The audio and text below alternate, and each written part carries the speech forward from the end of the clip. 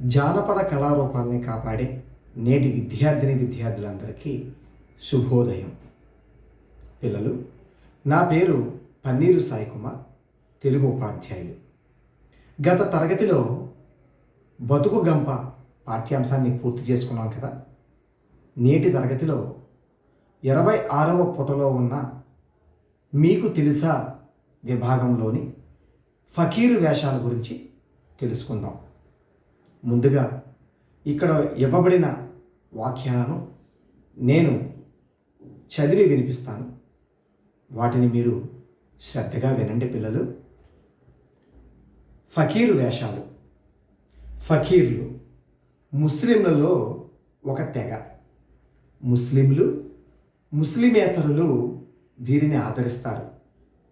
వీరు అల్లాను సంస్మరిస్తూ, అల్లా కేలం జపిస్తూ, ఇంటింటికి తిరుగుతూ అందరికీ శుభం జరగాలని ఆశీర్వదిస్తారు.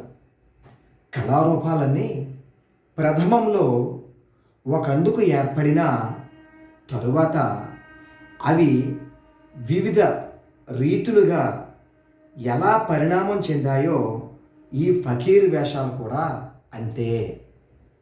వీరు ఒక పెద్ద కంజీరాను చేతిలో ధరించి, తలకు పెద్ద తలపాగా చుట్టి, మెడలో ఫకీరు పూసలు ధరించి, పొడుగాటి లాల్చీలను ధరించి, మొలకు గళ్ళలుంగిని ధరిస్తారు. ప్రతి జట్టుకు 2-3 ఉంటారు. మధ్యలో నటుడు పాట పాడుతూ ఉంటే మిగిలిన 2 అల్లాకేలం అంటూ వంత పాడతారు. ఒక ఉదాహరణ గమనిస్తే, అల్లాకేలం అంటూ వంత పాడుతూ, పాడి పంటల్ సల్లగుండాలి, తల్లి కొడుకుల్ సల్లగుండాలి, పాడి పంటల్ సల్లగుండాలి, తల్లి కొడుకుల్ సల్లగుండాలి, తల్లి పిల్లల్ సల్లగుండాలి అంటూ పాడుతూ, మధ్యలో రక్తి కొరకు కర్రతో చేయబడ్డ ఒక రకమైన కిర్రు శబ్దం వచ్చే దానిని చేతిలో ధరించి శబ్దం చేస్తారు. హై స్కూలు, కళాశాల విద్యార్థులు వారి వార్షికోత్సవాలలో భాగంగా ఈ ఫకీరు వేషాలను ప్రదర్శిస్తూ ఉంటారు. ఈ ఫకీరు వేషాలకి ఆంధ్ర ప్రజానాట్య మండలి వారు విశేషంగా ప్రాచుర్యంలోనికి తీసుకువచ్చారు. విన్నారు కదా పిల్లలు.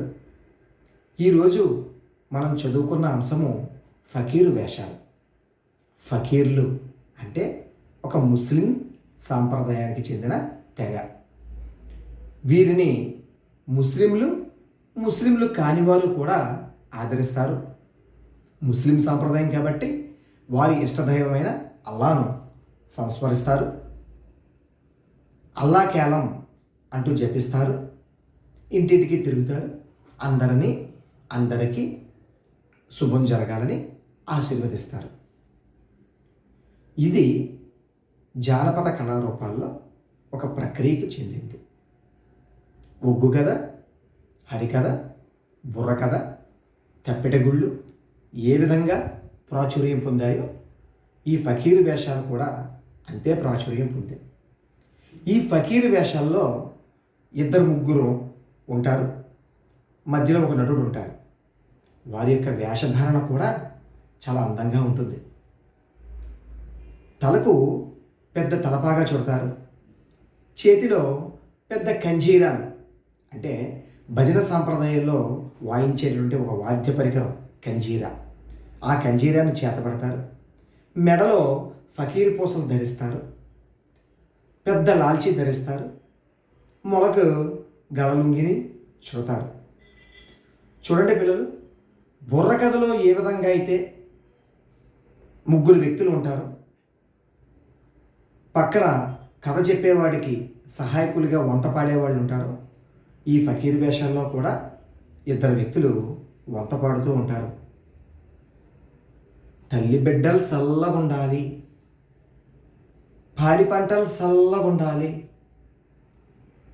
తల్లి కొడుకులు చల్లగుండాలి అంటూ పాడుతూ వాళ్ళకి పాటకు అనుగుణంగా మధ్య మధ్యలో కర్రతో చేయబడినటువంటి కిర్రుమని శబ్దం వచ్చేటువంటి ఒక వాద్య పరికరాన్ని వాటి పాటకు అనుగుణంగా వాయిస్తూ దీనిని రక్తి కట్టిస్తారు. అనేక మంది హై స్కూల్ విద్యను అభ్యసిస్తున్న విద్యార్థులు, కళాశాల విద్యార్థులు కూడా ఈ ఫకీర్ వేషాలను వారి వారి వార్షికోత్సవాల్లో భాగంగా ప్రదర్శించుకోవడం విశేషం. అదేవిధంగా ఆంధ్ర ప్రజానాట్య మండలి వారు ఈ ఫకీరు వేషాలకి విశేషమైన ప్రాచుర్యాన్ని కూడా కల్పిస్తున్నారు. ఇది ఈరోజు మనం తెలుసుకున్న అంశం. ఇది మీ అందరికీ అవగాహన అయిందని ఆశిస్తూ సెలవు తీసుకుంటున్నాను. ధన్యవాదములు.